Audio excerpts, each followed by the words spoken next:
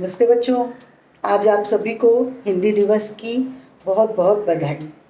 बच्चों, हिंदी दिवस हम मना रहे हैं, लेकिन हमें पता है क्या कि हिंदी दिवस क्यों 14 सितंबर को ही मनाया जाता है?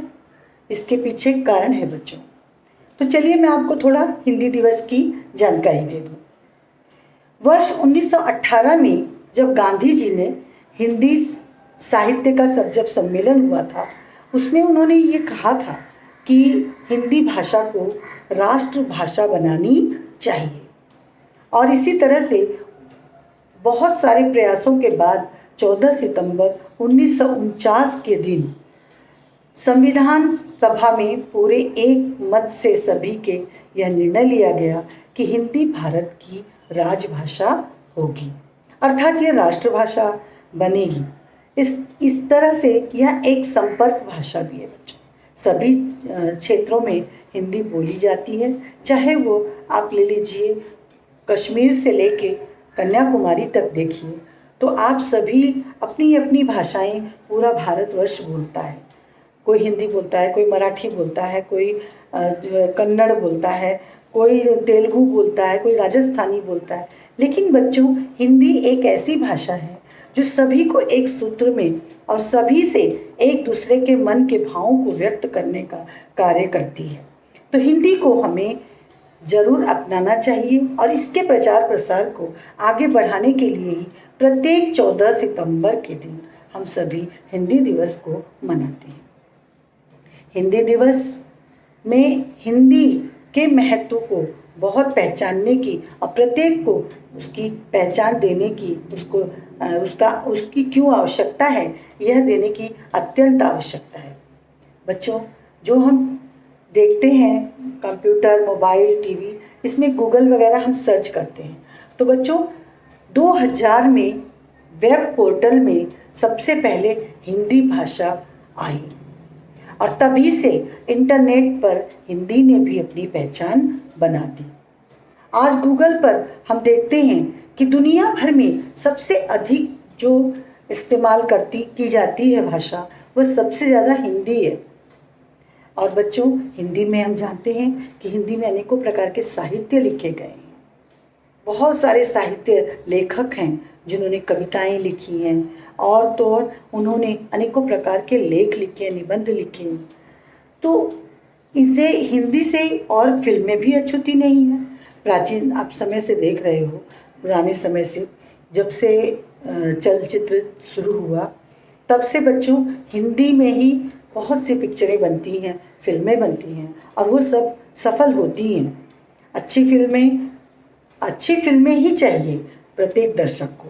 तब हिंदी का प्रचार प्रसार फिल्मों के द्वारा भी हो रहा है। और बच्चों, हम अपने गांव में या कहीं भी हम रहते हैं तो सबसे पहले जो रेडियो हम देखते हैं बच्चों, गांव में किसी के पास भी देखिए तो रेडियो ज़रूर रहता है। तो बच्चों, रेडियो एक बहुत बड़ा एक सशक्त माध्यम है हिंदी को प्रसारित करने का। हिंदी में ही समाचार आते हैं, हिंदी में अनेकों प्रकार के नाटक आते हैं। तो बच्चों, इस तरह से हिंदी को हमें बढ़ावा देना है। इसी तरह से बच्चों, हिंदी में ये लोग कहते हैं कि अंग्रेजी में अगर हम पढ़ेंगे तो हमें अनेकों प्रकार के रोजगार के साधन उपलब्ध होंगे। ऐसा नहीं है बच्चों। अगर हम हिंदी पढ़ेंगे, स्पष्ट हिंदी, अच्छी हिंदी पढ़ेंगे, तो हिंदी में भी हमें अनेकों रोजगार मिल सकते हैं। जैसे कि न्यूज़ पढ़ने के लिए संपादक, रेडियो में अनाउंसर मिल जा सकता है, न्यूज़ पढ़ने के लिए रीडर मिलते हैं।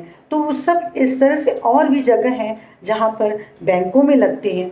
हमारी जो कार्यालयीन भाषा थी बच्चों, वो पहले प्रारंभ में अंग्रेजी भाषा थी, लेकिन बच्चों बाद में इसे हिंदी में, जो सब सर्वसामान्य भाषा है हिंदी, जो सब लोग समझ सकें, बोल सकें, इस भाषा में किया गया, परिवर्तन किया गया और हिंदी भाषा अस्तित्व में हमारे आ रही है। बच्चों, हिंदी को हमें प्रसारित करना है, इसे और बढ़ावा देना है ताकि यह खूब अच्छे से फले फूले। बच्चों, हिंदी को हमें सब भाषाएं सीखनी चाहिए, चाहे वह कोई भी भाषा हो, हर भाषा आप भारत की जो अनेकों भाषाएं हैं वो सब आप सीख सकते हैं। लेकिन बच्चों साथ में ये भी ध्यान देना है कि हमें हिंदी को नहीं भुलाना है, क्योंकि हिंदी एक दूसरे को जोड़ने की पुल का काम करती है। इस तरह से हम कह सकते हैं कि इस दिन हमें अनेकों प्रकार के कार्यक्रम जो हम विद्यालय में मनाते थे, कविताएं होती थी और अनेकों तरह के कार्यक्रम होते थे, नाटक होते हैं, इस तरह हिंदी को बढ़ावा दिया जाता है। तो अब आज हम चूँकि कोरोना के काल में चल रहे हैं, तो बच्चों हमें इस समय घर में ही हिंदी, ऐसा नहीं कि इस दिवस को भूल जाना है, इसे याद रखना है। समय आने पर हम इसको और जागृत करेंगे, जन जागृति करेंगे, ये हमें ध्यान में रखना है।